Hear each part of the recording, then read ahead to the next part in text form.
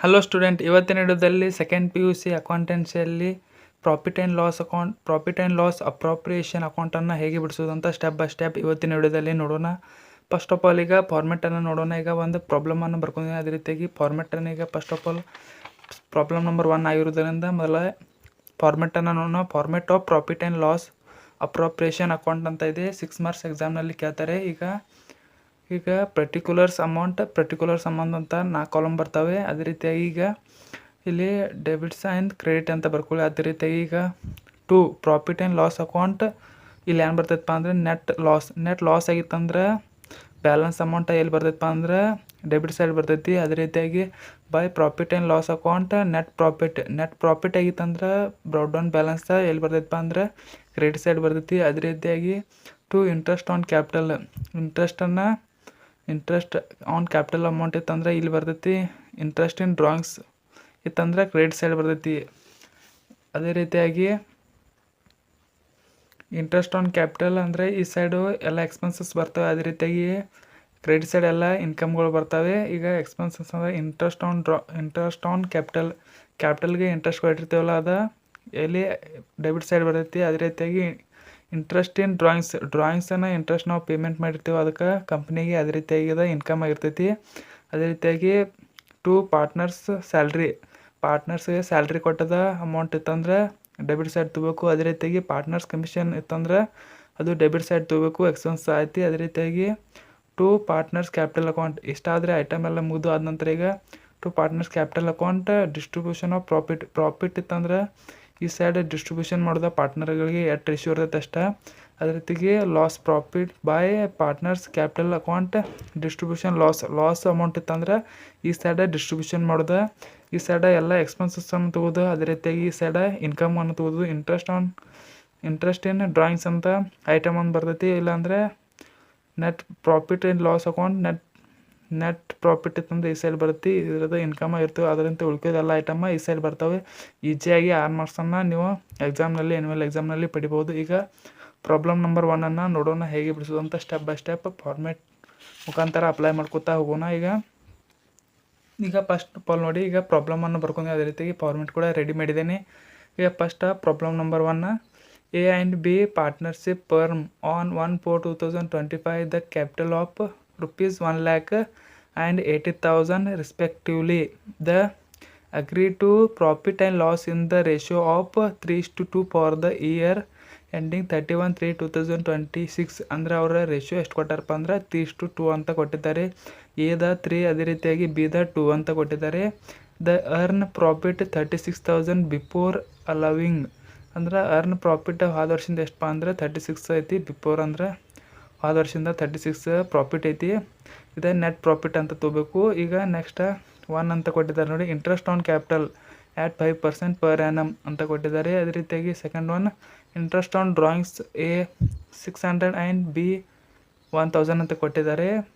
ಅದೇ yearly salary of ಬಿಗೆ salary ಎಷ್ಟು ಕೊಟ್ಟಾರಪ್ಪ ಅಂದರೆ 6,000 ಕೊಟ್ಟಾರೆ. ಅದೇ ರೀತಿಯಾಗಿ ಕಮಿಷನ್ ಎಗದವ್ರಿಗೆ ಎಷ್ಟು ಕೊಟ್ಟಾರಪ್ಪ ಅಂದರೆ 4,000 ಕೊಟ್ಟಿದ್ದಾರೆ.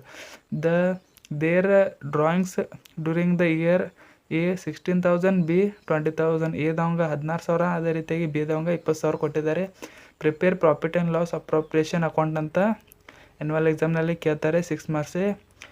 ಈಗ ಹೇಗೆ ಬಿಡಿಸೋ ಅಂತ ಸ್ಟೆಪ್ ಬೈ ಸ್ಟೆಪ್ ನೋಡ್ಕೊತ ಹೋಗ್ತಾನು. ಈಗ ಫಾರ್ಮೆಟ್ ಹೇಗೈತೆ ಅಂದ್ರೆ ಇಲ್ಲಿ ಫಸ್ಟ್ ಆಫ್ ಆಲ್ ಏನು ನೋಡ್ಬೇಕಂದ್ರೆ ಈಗ ಇಷ್ಟು ರೇಷಿಯೋ ಕೊಟ್ಟಿದ್ದಾರೆ. ಎಷ್ಟಪ್ಪ ಅಂದರೆ 3:2 ಅಂದರೆ ಹೆಂಗೆ ಬರ್ಕೋಬೇಕು, 3/5 ಇವು ಎರಡು ಕೂಡಿಸ್ಬೇಕು. 3 + 2 5 ಐತಲ್ಲ, 3/5 2/5 ಏದು ಕ್ಯಾಪಿಟಲ್ ಏದು ರೇಷಿಯೋ ಅಂದ್ರೆ 3/5. ಬಿದು ಎಷ್ಟಪ್ಪ ಅಂದ್ರೆ 2/5. ಅದೇ ರೀತಿಯಾಗಿ ಈಗ ಫಸ್ಟ್ ಆಫ್ ಆಲ್ ಬರ್ತೈತಿ ನೆಟ್ ಪ್ರಾಫಿಟ್ ಹೇಗೆ ತಗೋದಂತ ನೋಡೋಣ. ಈಗ ಫಸ್ಟ್ ಆಫ್ ಆಲ್ ಈಗ ಅದೇ ರೀತಿ ಫಾರ್ಮೆಟ್ದಲ್ಲಿ ಐತಿ ನೋಡಿ, ಫಾರ್ಮೆಟ್ ಮುಖಾಂತರ ಅಪ್ಲೈ ಮಾಡ್ಕೋತಾ ಹೋಗೋಣ. ಈಗ ನೆಟ್ ಪ್ರಾಫಿಟ್ ಐತೆ ಲಾಸ್ ಐತೆ ಅಂದ್ರೆ ನೋಡೋಣ. ಈಗ ನೆಟ್ ಪ್ರಾಫಿಟ್ ಐತಿ, ಪ್ರಾಫಿಟ್ ಇದ್ದರೆ ಯಾವ ಸೈಡ್ ತೊಗೋಬೇಕು, ಕ್ರೆಡಿಟ್ ಸೈಡ್. ನೆಟ್ ಪ್ರಾಫಿಟ್ ಐತಿ. ಈಗ ಇಲ್ಲಿ ಪ್ರಾಫಿಟ್ ಅಂತ ಕೊಟ್ಟಿದ್ದಾರೆ. ದ ಅರ್ನ್ ಪ್ರಾಫಿಟ್ 36,000 ಬಿಫೋರ್ ಅಲವಿಂಗ್ ಅಂತ ಕೊಟ್ಟಿದ್ದಾರೆ ನೋಡಿರಿ. ಅದೇ 36,000 ಎಲ್ಲಿ ತೊಗೋಬೇಕಪ್ಪ ಅಂದ್ರೆ ನೆಟ್ ಪ್ರಾಫಿಟ್ ಅಂತ ತೊಗೋಬೇಕು. ಈಗ by profit and loss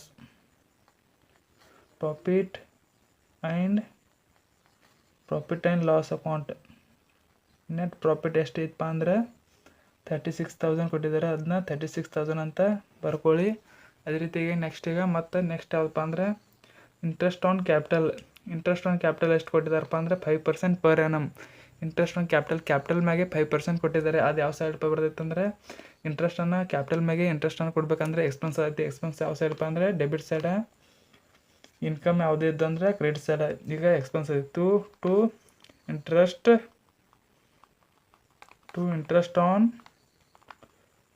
capital. ಎಷ್ಟಪ್ಪ ಅಂದ್ರೆ 5% ಅಂತ ಹೇಳಿದಾರು. ಕ್ಯಾಪಿಟಲ್ ಅಮೌಂಟ್ ಎಷ್ಟೈತಪ್ಪ ಅಂದ್ರೆ A B ಎರಡು ಪಾರ್ಟ್ನರ್ಸ್ ತಗೋಬೇಕು. A B ಈ ಕ್ಯಾಪಿಟಲ್ ಎಷ್ಟೈತಪ್ಪ ಅಂದ್ರೆ 1 lakh ಐತೆ ನೋಡ್ರಿ ಇಲ್ಲಿ. 1 lakh ಇಂಟು 5/100. 5% ಅಂದರೆ 5/100. ಅದೇ ರೀತಿಯಾಗಿ ಬಿದ 80,000 ಐತಿ. 80,000 ಬರ್ಕೊಳ್ಳಿ. ಅದೇ ರೀತಿಯಾಗಿ ಇಂಟು 5% ಅಂದರೆ 5/100 ಎಷ್ಟಾಯ್ತಪ್ಪ ಅಂದ್ರೆ ನೋಡ್ನಿಗ 1 lakh ಇಂಟು 5/100 ಎಷ್ಟಪ್ಪ ಆಯ್ತಂದ್ರೆ 5,000. ಇದು ಎಷ್ಟಪ್ಪ ಅಂದ್ರೆ 5,000. ಅದೇ ರೀತಿಯಾಗಿ ಬಿದು ಎಷ್ಟಪ್ಪ ಅಂದ್ರೆ 80,000 ಇಂಟು 5/100 ಎಷ್ಟಪ್ಪ ಅಂದ್ರೆ 4,000 ಆಯಿತು.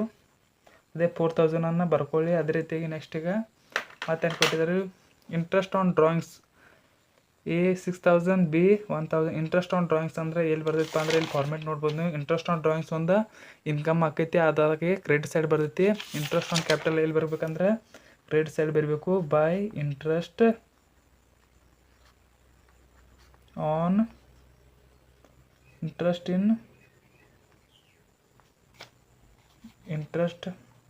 ಡ್ರಾಯಿಂಗ್ಸ್. ಇಂಟ್ರೆಸ್ಟ್ ಆನ್ ಡ್ರಾಯಿಂಗ್ಸ್ ಎಷ್ಟಪ್ಪ ಅಂದ್ರೆ ಇಂಟ್ರೆಸ್ಟ್ ಆನ್ ಡ್ರಾಯಿಂಗ್ಸ್ ಎಷ್ಟಪ್ಪ ಅಂದ್ರೆ 6,000. ಇದು ಎಷ್ಟಪ್ಪ ಅಂದ್ರೆ 6,000. ಬಿದು ಎಷ್ಟಪ್ಪ ಅಂದ್ರೆ ಇದು ಎಷ್ಟು ಕೊಟ್ಟಾರಪ್ಪ ಅಂದ್ರೆ ಇದು 600. ಅದೇ ರೀತಿಯಾಗಿ ಬಿದು ಎಷ್ಟಪ್ಪ ಅಂದ್ರೆ 1,000. ಎಷ್ಟಪ್ಪ ಆಯ್ತು ಅಂದರೆ 1,600. ಟೋಟಲಿ 1,600 ಅಂತ ಔಟರ್ ಕಾಲಮ್ದಲ್ಲಿ ಇಡಿ. ಅದೇ ರೀತಿಯಾಗಿ ನೆಕ್ಸ್ಟ್ ಯಾವಪ್ಪ ಅಂದರೆ ಈಗ A 1 ಆಯಿತು, 2 ಆಯಿತು. ಅದೇ ರೀತಿಯಾಗಿ yearly salary of B 6,000 and commission at A 4,000 ಅಂತ ಕೊಟ್ಟಿದ್ದಾರೆ. ಈಗ ಸ್ಯಾಲ್ರಿಯನ್ನು ಪೇಮೆಂಟ್ ಮಾಡಿದ್ದಾರೆ. ಪಾರ್ಟ್ನರ್ ಸ್ಯಾಲ್ರಿ ಅಕೌಂಟ್ ಅಂತ ಬರಬೇಕು. ಈಗ ಡೆಬಿಟ್ ಸೈಡ್ ಅಂದರೆ ಎಕ್ಸ್ಪೆನ್ಸಸ್ ಎಲ್ಲಿ ಡೆಬಿಟ್ ಸೈಡ್ ಬರಬೇಕು. ಇನ್ಕಮ್ ಇದ್ದರೆ ಕ್ರೆಡಿಟ್ ಸೈಡ್ ಬರಬೇಕು. ಇನ್ಕಮ್ ಅಂದರೆ ಇಂಟ್ರೆಸ್ಟ್ ಆನ್ ಡ್ರಾಯಿಂಗ್ಸ್ ಅದೊಂದು ಬರ್ತೈತಿ. ಇಲ್ಲಾಂದರೆ ನೆಟ್ ಪ್ರಾಫಿಟ್ ಅಂತ ಇವು 2 ಐಟಮ್ ಬರ್ತವೆ. ಉಳ್ಕಿದ ಎಲ್ಲ ಐಟಮ್ ಎಕ್ಸ್ಪೆನ್ಸಸ್ ಆಗಿರ್ತವೆ. Partner salary account partner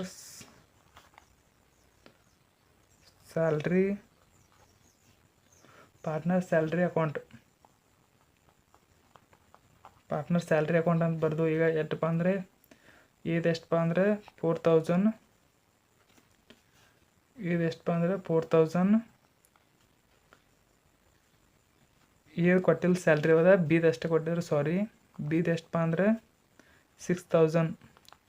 salary ಬಿದು ಎಷ್ಟಪ್ಪ ಅಂದರೆ 6,000. ಕಮಿಷನ್ ಕೊಟ್ಟಿದ್ದಾರೆ. ಇದು ಕಮಿಷನ್ ಕೆಳಗಡೆ ಬರಬೇಕು. ಈಗ ಮತ್ತು ನೆಕ್ಸ್ಟ್ ಏನಪ್ಪ ಇದು ಎಕ್ಸ್ಪೆನ್ಸಸ್. ಪಾರ್ಟ್ನರ್ ಕಮಿಷನ್ ಅಂದರೆ ಬಿ ಎಕ್ಸ್ಪೆನ್ಸಸ್ ಆಯ್ತು.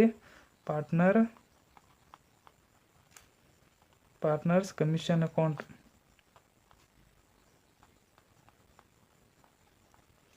ಇದ್ರ ಯಾವಪ್ಪ ಅಂದರೆ